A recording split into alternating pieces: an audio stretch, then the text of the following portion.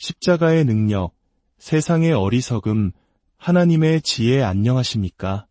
역사의 전환점, 그리고 인류의 사상을 뒤흔든 위대한 이야기들을 탐구하는 시간입니다. 오늘 우리는 기독교 신앙의 가장 중심에 서 있는, 그러나 동시에 가장 오해받기 쉬운 상징, 바로 십자가에 대해 깊이 이야기 나누어 보고자 합니다. 세상은 흔히 힘과 지혜, 부와 명예를 강함의 척도로 여깁니다. 그러나 지금으로부터 약 2000년 전 로마 제국의 한 변방에서 일어난 한 사건은 인류에게 전혀 다른 종류의 힘과 지혜를 제시했습니다. 가장 연약하고 가장 수치스러우며 가장 어리석어 보이는 십자가 처형이라는 사건을 통해 말입니다. 오늘의 이야기가 여러분의 마음에 작은 울림을 준다면 좋아요와 구독으로 저희와 함께해 주십시오. 여러분의 따뜻한 참여는 이 귀한 메시지를 더 많은 이웃에게 전하는 빛이 될 것입니다. 여러분의 삶에 하나님의 평안이 가득하기를 먼저 기도합니다. 이제 사도 바울이 고린도 교회에 보낸 편지의 한 구절을 통해 이 역설적인 진리의 문을 함께 열어보겠습니다. 고린도전서 1장 18절부터 31절까지의 말씀입니다. 십자가의 도가 멸망하는 자들에게는 미련한 것이요 구원을 받는 우리에게는 하나님의 능력이라. 기록된 바 내가 지혜 있는 자들의 지혜를 멸하고 총명한 자들의 총명을 패하리라 하였으니 지혜 있는 자가 어디 있느냐, 선비가 어디 있느냐, 이 세대의 변론가가 어디 있느냐. 하나님께서 이 세상의 지혜를 미련하게 하신 것이 아니냐. 하나님의 지혜에 있어서는 이 세상이 자기 지혜로 하나님을 알지 못하므로 하나님께서 전도에 미련한 것으로 믿는 자들을 구원하시기를 기뻐하셨도다. 유대인은 표적을 구하고 헬라인은 지혜를 찾으나 우리는 십자가에 못 박힌 그리스도를 전하니 유대인에게는 거리끼는 것이요 이방인에게는 미련한 것이로되 오직 부르심을 받은 자들에게는 유대인이나 헬라인이나 그리스도는 하나님의 능력이요 하나님의 지혜니라. 하나님의 어리석음이 사람보다 지혜롭고 하나님의 약하심이 사람보다 강하니라. 형제들아, 너희를 부르심을 보라. 육체를 따라 지혜로운 자가 많지 아니하며 능한 자가 많지 아니하며 문벌 좋은 자가 많지 아니하도다. 그러나 하나님께서 세상의 미련한 것들을 택하사 지혜 있는 자들을 부끄럽게 하려 하시고 세상의 약한 것들을 택하사 강한 것들을 부끄럽게 하려 하시며 하나님께서 세상의 천한 것들과 멸시받는 것들과 없는 것들을 택하사 있는 것들을 패하려 하시나니 이는 아무 육체도 하나님 앞에서 자랑하지 못하게 하려 하심이라. 너희는 하나님으로부터 나서 그리스도 예수 안에 있고 예수는 하나님으로부터 나와서 우리에게 지혜와 의로움과 거룩함과 구원함이 되셨으니 기록된 바 자랑하는 자는 주 안에서 자랑하라 함과 같게 하려 함이라. 오늘 우리가 함께 나눌 메시지의 핵심은 바로 28절 말씀에 담겨 있습니다. 십자가에도 즉 십자가의 메시지는 멸망하는 자들에게는 어리석은 것이지만 구원받는 우리에게는 하나님의 능력이다. 어쩌면 이 자리에 계신 분들 중에는 왜 굳이 십자가인가? 라고 질문하는 분이 계실지도 모릅니다. 이미 다 아는 이야기가 아닌가 하고 말입니다. 하지만 오늘 저는 여러분이 모르는 새로운 사실을 전하기 위함이 아니라 우리가 절대 잊어서는 안 될 가장 중요한 진리를 다시 한번 되새기기 위해 이 자리에 섰습니다. 20세기 초 스코틀랜드의 신학자 제임스 데니는 이렇게 한탄했습니다. 오늘날 강단과 신학에서 십자가가 마땅히 있어야 할 자리를 잃어가고 있다. 만약 그가 지금 이 시대를 본다면 과연 어떤 말을 할까요? 오늘날 십자가의 메시지는 여러 방면에서 도전받고 있습니다. 첫째로, 다른 종교와 사상들은 십자가의 의미를 거부합니다. 예를 들어 이슬람은 죄를 대신 짊어지는 구원자의 개념 자체를 받아들이지 않습니다. 꾸란에 따르면 모든 사람은 자신의 행위에 대한 열매를 스스로 거두기 때문입니다. 따라서 그들에게 대속을 위한 십자가는 필요하지도 이해되지도 않는 개념입니다. 하나님의 위대한 선지자가 그토록 불명예스러운 죽음을 맞이한다는 것은 상상할 수 없는 일이죠. 힌두교 역시 그리스도의 역사적 죽음은 인정하지만 그 죽음이 지닌 구원적인 의미는 거부합니다. 현대의 인본주의, 즉 자기 자신을 가장 중심에 두는 자기주의 사상 역시 십자가의 개념을 전적으로 배척합니다. 과거 옥스퍼드의 한 교수는 기독교를 원죄와 대속이라는 두 가지 교리에 기반하고 있기에 최악의 종교라고 비난하며 이 개념들은 지성적으로 경멸스럽고 도덕적으로 터무니없다고 말하기도 했습니다. 이처럼 세상의 많은 지성은 십자가를 거부합니다. 둘째로 기독교 내부의 일부 자유주의 신학은 십자가의 중요성을 주변부로 밀어냅니다. 그들에게 예수는 위대한 도덕교사, 윤리학자 혹은 해방운동의 지도자로 그려집니다. 기독교의 핵심은 산상수훈과 같은 예수의 가르침에 있다고 주장하며 예수의 성육신을 그의 죽음, 즉 십자가와 분리하여 생각합니다. 하지만 기억해야 합니다. 대속의 죽음이 없는 성육신은 우리에게 아무런 구원의 메시지도 줄 수 없습니다. 마지막으로 가장 가슴 아픈 지점은 현대 복음주의 진영에서조차 십자가가 피상적으로 다루어지며 그 본질적 의미가 퇴색될 위험에 처해 있다는 것입니다. 우리는 스스로를 돌아보아야 합니다.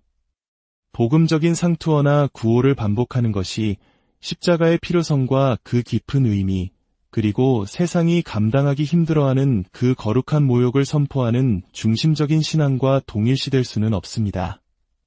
바울이 선포했던 그대로 십자가의 메시지는 멸망하는 자들에게는 어리석음 그 자체입니다. 어떤 이들은 말할지 모릅니다. 그건 2000년 전의 이야기일 뿐이다. 시대가 변하지 않았는가? 바울 시대의 사람들은 그런 이야기를 듣기 좋아했기 때문에 가능했던 것 아닌가? 하지만 사실은 정반대입니다. 만약 바울이 당시 청중의 기대에 부응하고자 했다면 그는 기적을 행하며 사람들을 끌어모으고 저녁에는 사람들을 자신의 천막으로 초대해 둘러앉아 철학을 논했을 것입니다. 유대인들은 눈에 보이는 기적과 표적을 원했고 그리스인들은 논리적이고 철학적인 지혜를 추구했기 때문입니다. 그러나 바울은 그들이 원하는 것을 주지 않았을 뿐만 아니라 그들이 가장 원하지 않는 단 한 가지, 바로 십자가에 못 박힌 그리스도의 이야기를 계속해서 전했습니다. 이것이 과연 어떤 종류의 교회 성장 전략일까요? 사람들이 매력적으로 느끼는 모든 것을 의도적으로 배제하고 유대인들에게는 걸림돌이 되고 이방인들에게는 어리석게 들리는 십자가 이야기만을 고집하는 이유가 무엇이었을까요? 그 이유는 바로 하나님의 위대한 역설 때문입니다. 하나님의 능력은 인간의 가장 연약한 모습 속에서 드러나고 하나님의 지혜는 세상이 가장 어리석다고 여기는 메시지를 통해 계시된다는 진리입니다.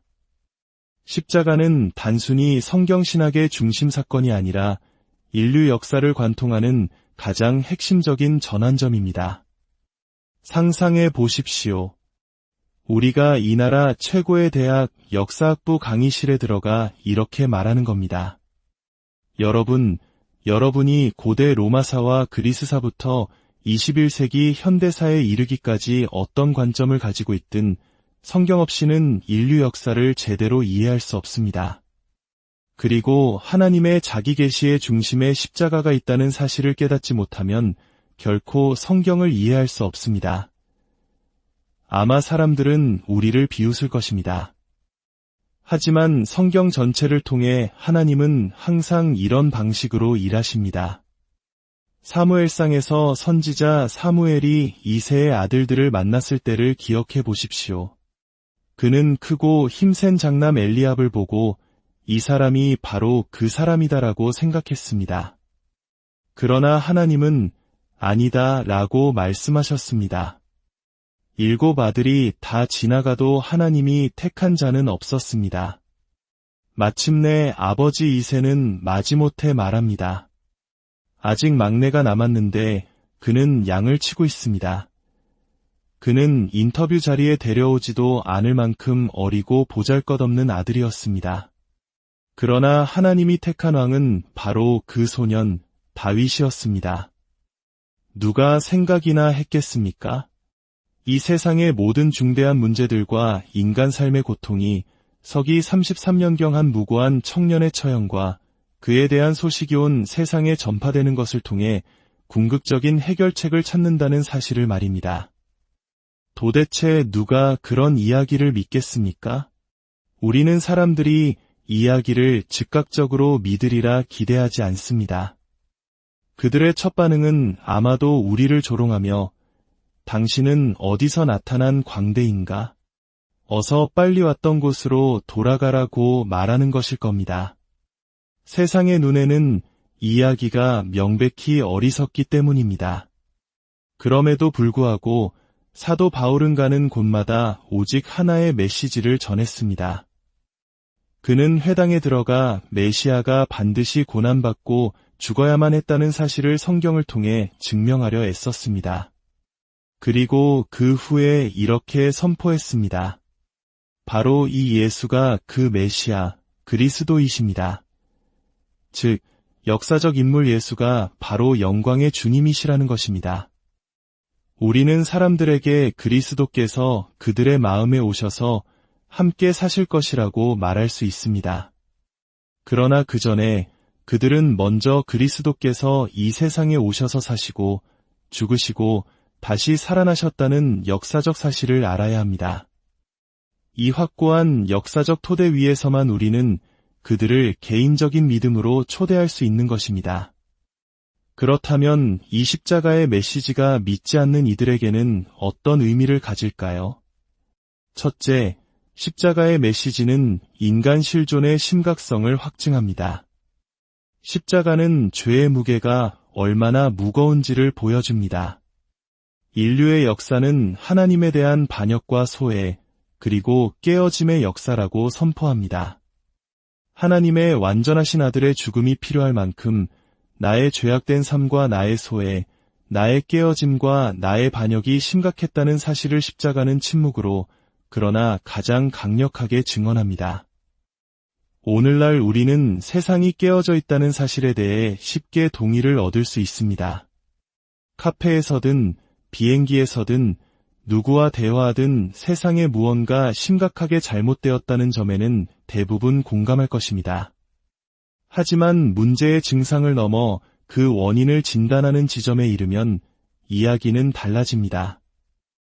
프랑스의 화가 폴 고갱은 말년에 그린 자신의 가장 큰 작품 기퉁이에 3가지 질문을 적었습니다. 우리는 어디서 왔는가? 우리는 무엇인가? 우리는 어디로 가는가?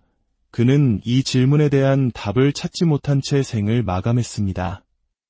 오늘날 수많은 젊은이들도 마찬가지입니다. 그들은 시간과 물질과 우연의 산물로 자신이 존재한다고 배웠습니다. 그들에게 인생의 궁극적인 목적지는 없으며 삶을 항해할 절대적인 기준점도 없습니다. 그들은 망망대해에 표류하고 있는 것과 같습니다. 우리가 직면해야 할 사실은 바로 하나님에 대한 우리의 반역입니다. 우리의 감정, 애정, 생각, 의지, 그 어느 부분도 죄의 영향에서 자유롭지 못합니다.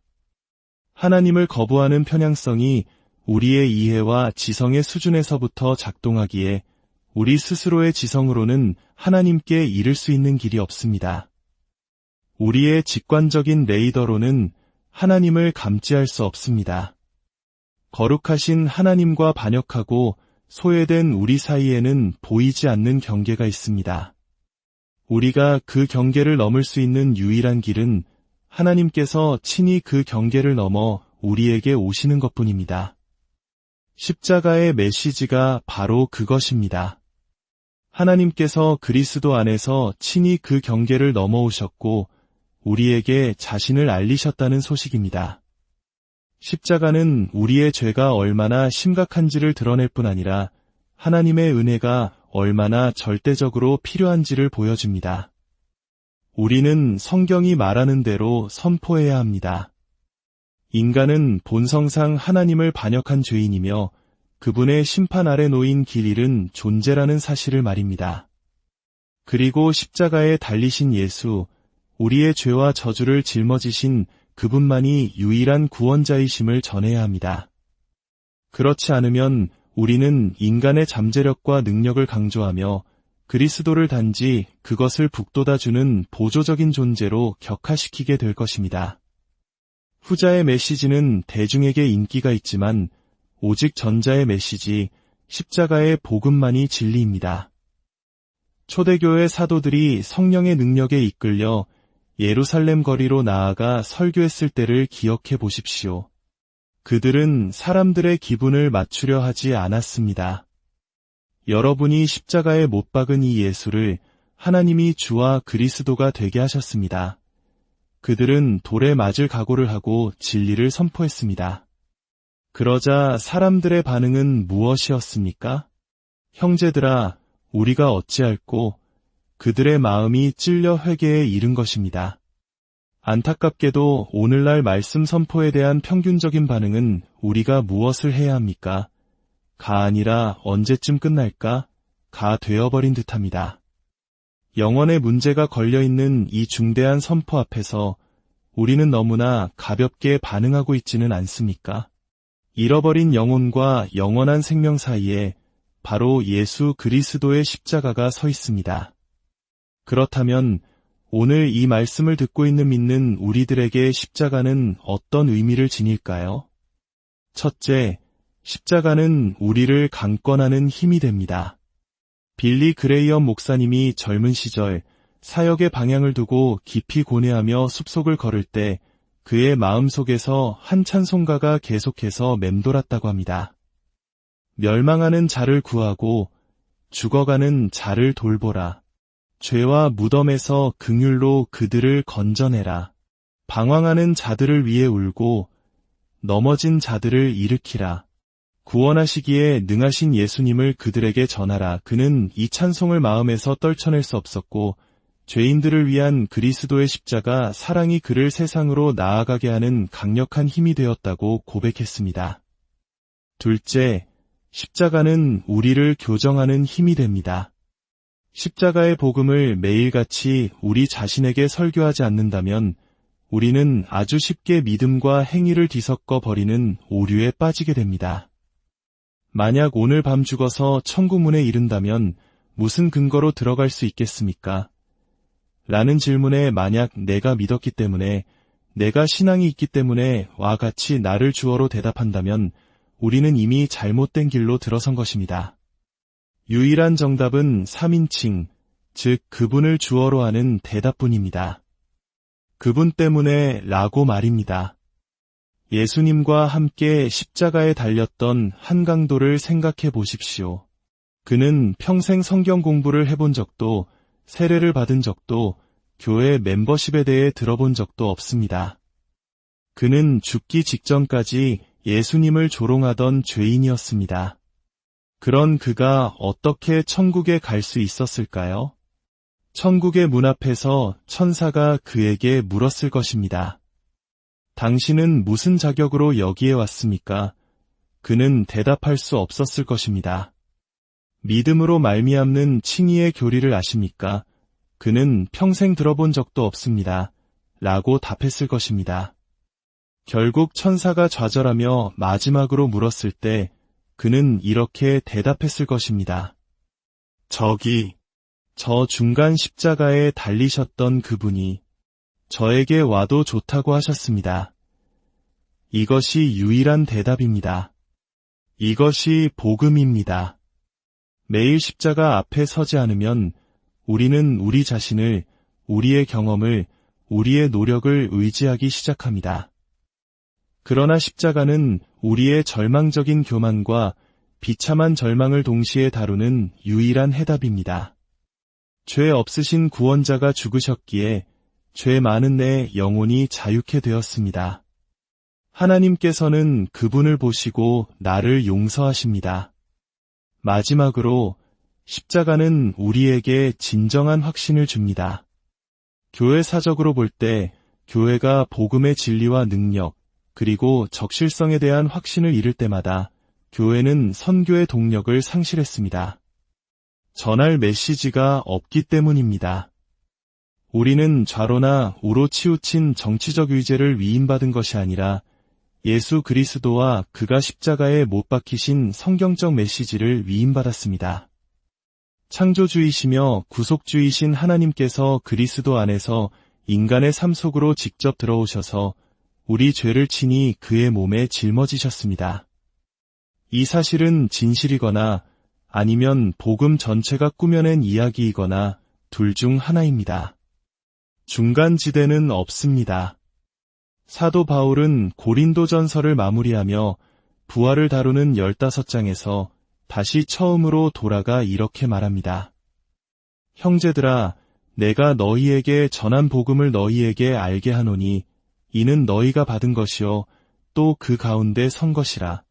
너희가 만일 내가 전한 그 말을 굳게 지키고 헛되이 믿지 아니하였으면 그로 말미암아 구원을 받으리라. 그리스도께서 우리를 위해 행하신 모든 일은 우리가 그리스도 밖에 머무는 한 아무런 가치가 없습니다.